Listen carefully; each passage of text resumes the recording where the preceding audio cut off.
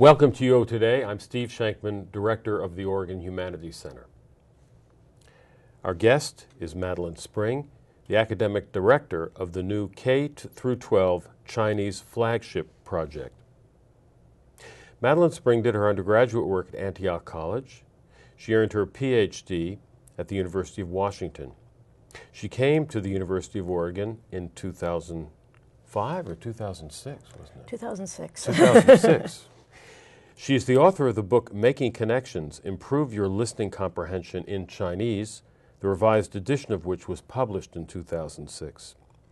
She is heading up a new 4-year program designed to teach students to become linguistically and culturally fluent in Mandarin Chinese, at the same time as they pursue their degree in any field at the University of Oregon. The program is expected to become a model at other colleges and to develop graduates who can work cross-culturally in business, government, or other disciplines. Welcome. Well, thank you. I'm pleased to be here. It sounds like a really exciting program.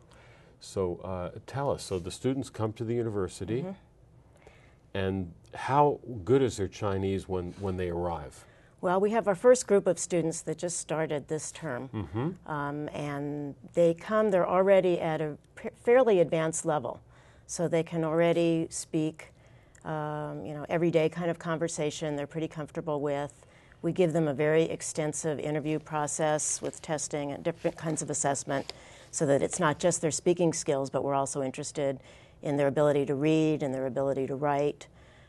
So we've gone through all of those tests before we admit them, and they're pretty impressive. Can you tell me how many students there are that you've found of these? Well, this term we have 10 flagship scholars, and which is pretty amazing considering we had a very short time when we were recruiting students this time.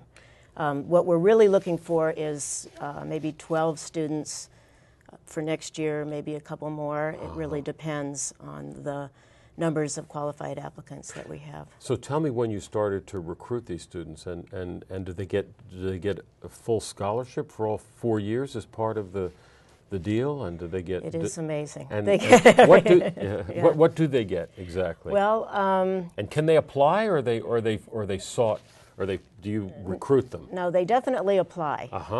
This year they started applying it was a very short window. I didn't really get here until, actually I really didn't get here till the middle of January, and the end of the application process was the end of January, so it was a really short amount of time.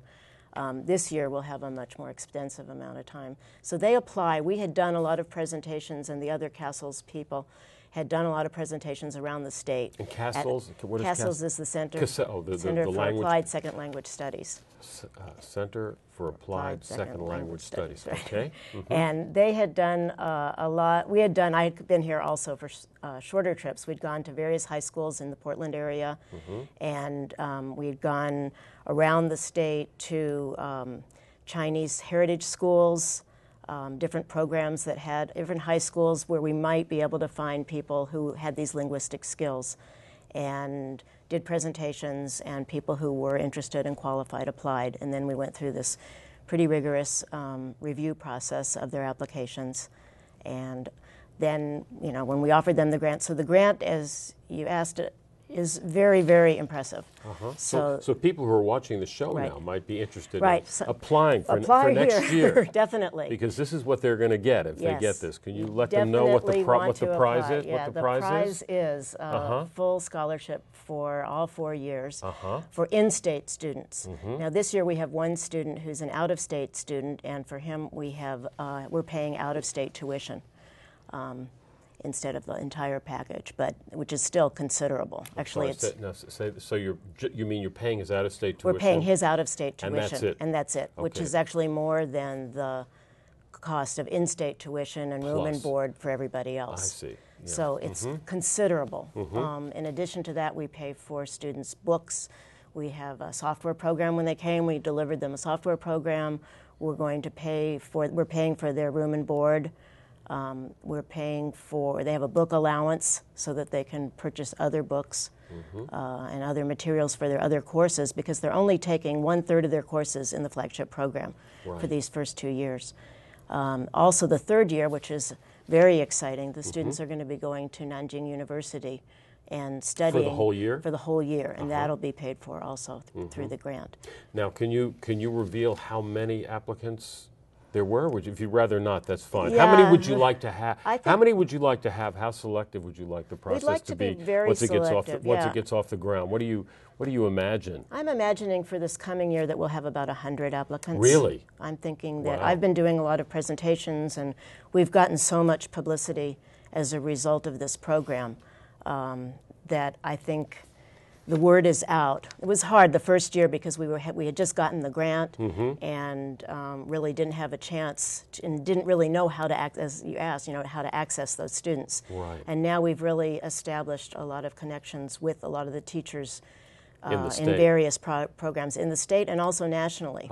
So we're also accepting qualified students nationally who would be, at whatever level, whatever way they've gotten their Chinese to this level. Now, the long-term view of this, it's really a K through 16 program. So the long-term view is that students will start, this originally was called a pipeline/flagship program, with the pipeline being several schools in Portland Public Schools. So we have a partnership with Portland Public Schools. And they have a program at Woodstock Elementary that is K through 5 that's been going on for 8 years now. And then there's a middle school immersion program at Hosford, and there are 2 high school programs in Portland Public Schools, one at Franklin and one at Cleveland. So the idea is, ideally, or one possibility, it's not even ideally, but one possibility is that students would start in kindergarten, and those programs are very, very impressive and exciting. And there's kind of nothing like seeing little kids who have no background before they start talking about math and talking about everything in Chinese. It's a little bit mind-boggling. And so they've been doing that for quite a while. The teachers there are fantastic. You said about 8 years. 8 the years, program's right. been going on. So that means that these kids who started then are in 8th grade now and not quite ready to come to the university. Right, but you're hoping to So groom we're hoping some of that a those. lot of those students will come into the university, as well as students around the state and around the country who are getting Chinese from a lot of different ways. Yeah. So there's so many different ways now that people can get Chinese. They could have studied abroad. Their families could be diplomats. They could have grown up speaking Chinese. They could, there are a lot of different options. Well, how many students come out of the pipeline just of that particular That immersion group right program? now, I think there are 24 students in that 8th grade class. So- if I'm not mistaken. yeah. I think that's So right. there'll be roughly that many when they graduate. Well, we hope so. Yeah. It takes a lot to keep people motivated and keep them in the programs. But they've done a great job in Portland Public Schools. They've already had these programs in Japanese and Spanish.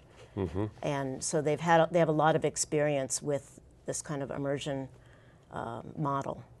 Now, who is paying for this, and how did it come about? Give us some background. Well, this is it's the Department of Defense that is paying for this, but it's really part of a national foreign language initiative that targets the Department of Defense, Department of State, Department of Education to get Americans more aware and earlier and better able to function in what they call critical languages.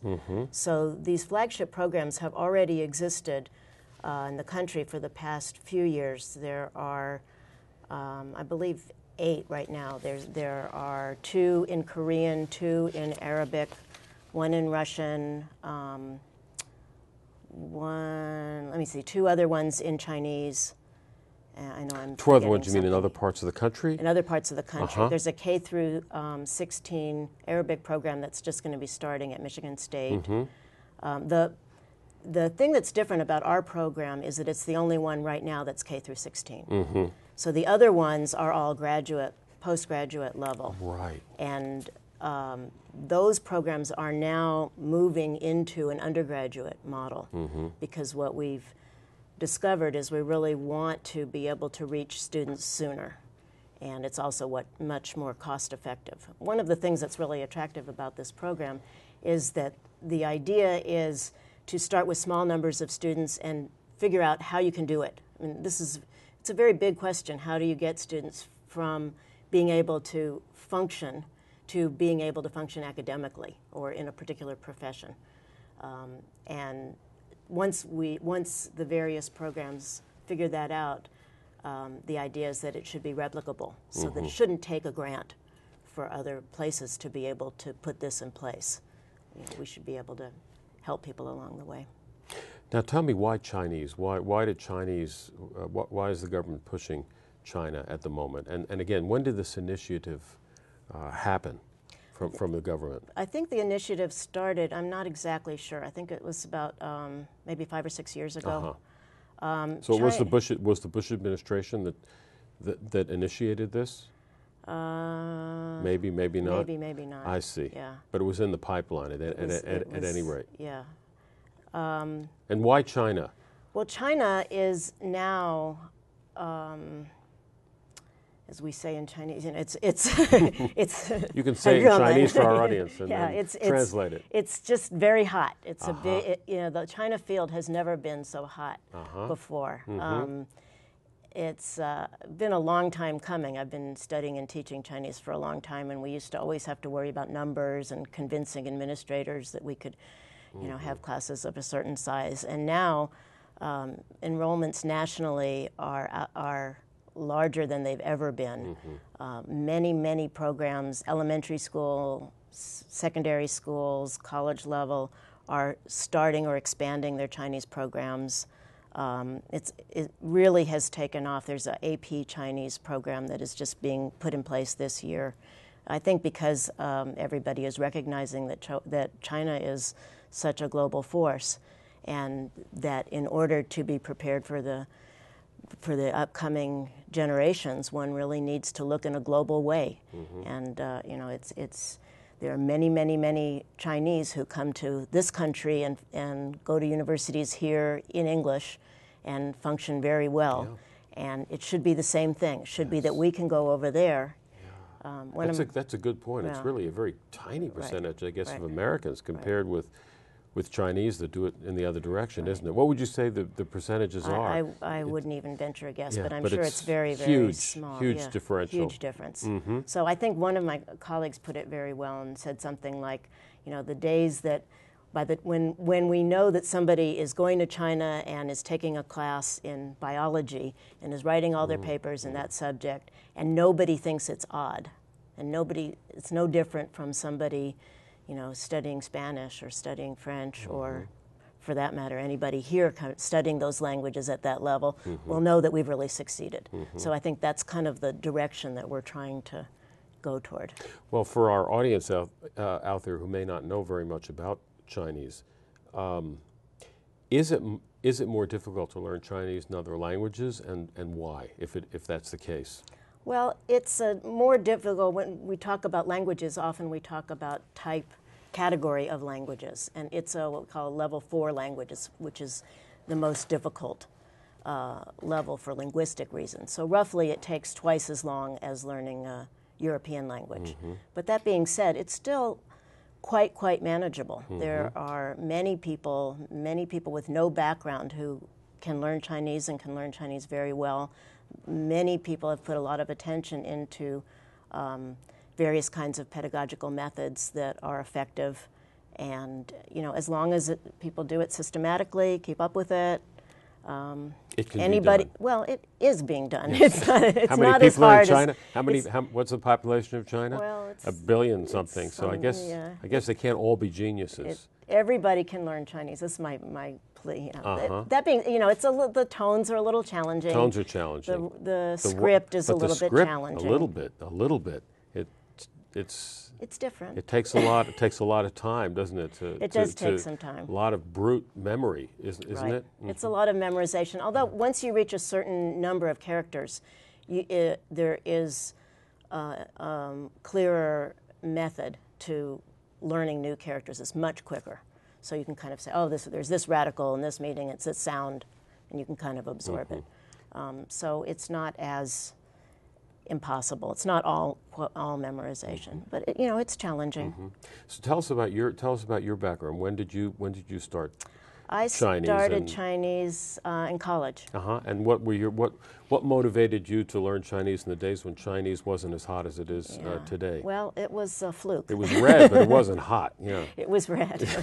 It was definitely a fluke. I had taken French and Spanish in high school, and I really liked languages, and I wanted something really hard and more challenging. And so when I started college, I went to the foreign language department, and I thought I was going to take Russian. I was intent on taking Russian. But I ran into the person who taught Chinese, and they didn't have Russian that term. And so, you know, this professor said, well, why don't you try it? And I thought, well, that's, you know, I can impress my people in my room, in my dorm, and go around writing characters. And, you know, my parents said the same thing. Why are you taking Chinese? Why don't you do something useful and practical? Yeah. But it today turned out it's to very be. practical. Now it's very practical, useful. So now when people come to me, especially when we're talking at schools in Portland, or when people call and ask about this program, often they're bringing in their kids who are 12 years old or 7 years old, and they're saying things like, "Is it too late for my son to learn Chinese?" And so, you know, definitely it's not too late for people to learn Chinese. And even if people start Chinese in high school, like this one student who's one of our flagship students did, they could still get to the right level if they had a systematic program and maybe a couple summers in China. They could certainly still qualify for this program. So it doesn't have to be that, you know, you need to start in kindergarten, first grade, anything like that. Can you give us an idea of what the students who come to the University of Oregon, what their first year is like and their second year is like, and just give us a sense of what, and you're teaching. I am teaching actually both classes this term. You didn't intend to do that. No, I didn't. I see. So that's one of the things so you're a busy person. I'm very busy. But so give us a sense of what they're doing. Well, the first year that they come, actually the first 2 years that they come, they take a third of their classes in the flagship program. So they're taking one content course, that's a class that is in a particular area taught in Chinese. And then they're taking another course that we're calling a language strategies course, which is designed to help them succeed in that content course. So for example, if they were taking a course in physics, there'd be certain vocabulary items that they would need, and they would need to know the whole culture of how one functions academically in that discipline. So for this first year, they're taking, I'm doing an Asian Studies seminar, which is kind of introduction, perspectives on Chinese culture and language, which will prepare them for the courses that they're going to take the rest of this year and next year also. Next year, they're going to take next term, they're going to take a course through the East Asian Language and Literature Department called Self and Society in Pre-Modern China, in Traditional China. And in the spring, they're taking a course on Modern Chinese History. And next year, we've got 2 courses lined up already, one in art and one the kind of historical and maybe a humanistic look at urban centers, particularly focusing on Beijing. We're really hoping to get more courses in natural sciences and in math. Most of our students, in fact, none of our students are in East Asian language and literature, which is a different model from anything that everybody's been used to. We're always used to students being language-oriented. So they're majoring in something else. They're majoring in something completely different. So we have students majoring. I have a list of some of these things just to give you an idea. So we have some students who are interested in international business. We have some students who are interested in science, education, international studies. So they're taking all different kinds of subjects right now, and they come from a lot of different interesting backgrounds. So I didn't notice when you were talking about the classes that there are no Chinese language classes. That's because it's assumed they've already right. So the strategies class that I'm teaching, and I'll be teaching that class every term, is probably comparable to a 5th or 6th year language class. So are you reading Chinese with them? Oh yeah, well everything is in Chinese. Oh, I see. Right. Okay. We're actually we're doing 2 projects right now in that class. One is we're working on a current TV show, this kind of talk TV show that's very interesting. Oh, And then yeah. another thing that we're working on is they're doing a lot of readings on the Olympics, and they're going to be doing some projects based on that. So they're doing all the readings in Chinese. A lot of writing. We've set up a thing where they've got writing modules, so every week they have a 1/2 hour individual segment with a teacher to work on their writing. So the idea is that after 2 years of doing this, they'll be ready to go to Nanjing University. Exactly. And at that time, they'll be able to take regular classes there in the subject that they're interested in. Wow. So whatever that is, if it's business or if it's pre-law, could be a lot of different kinds of things. And then when they come back, their 4th year, they'll have a capstone course, and they'll be able to do projects with members in the community. They'll be able to get a lot of individual attention.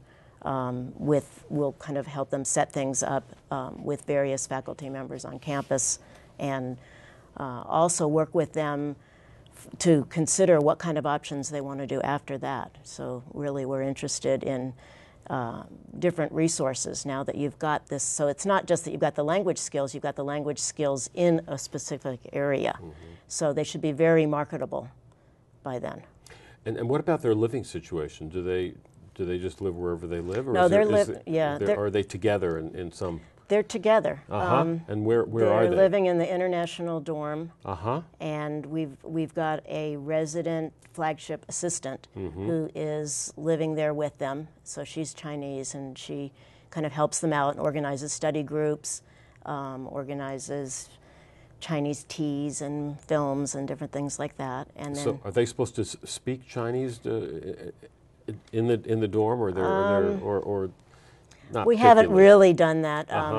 Right now, you know, they're really adjusting to life at the university, this is kind of interesting for all of us because their language skills are so high, and you know that they're just coming to the university. But we have various faculty members go to the dorm and eat dinner with them.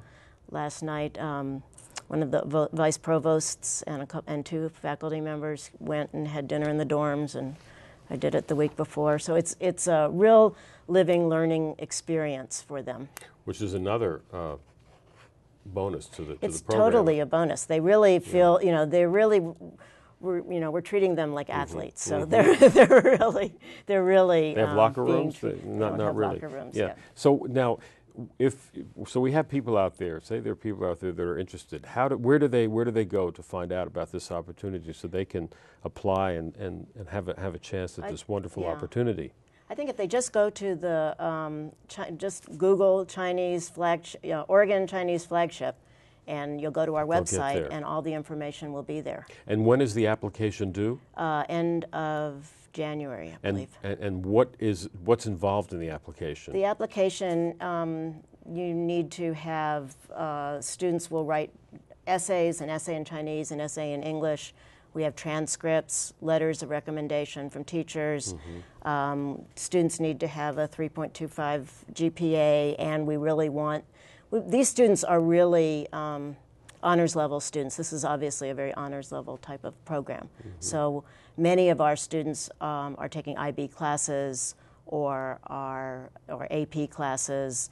A lot of them have, in high school. In high school. Yep. So a lot of them, we really look at their academic potential. So just knowing the language is not enough because we really want to be sure that they're going to stick with the program. This is a very intensive program, and to take that on at a young age is unusual. Now in Eugene there used to be a Chinese immersion program, and I guess that was Measure 5 or something put an end to it. Do you have any hopes of starting something here in Eugene as part of this funding? Well, we would love to. I think that right now there was a grant that we just got where we're going to be able to do a feasibility study to see if it's appropriate, if it's a good fit to start an immersion program here. I know there's a lot of interest in it.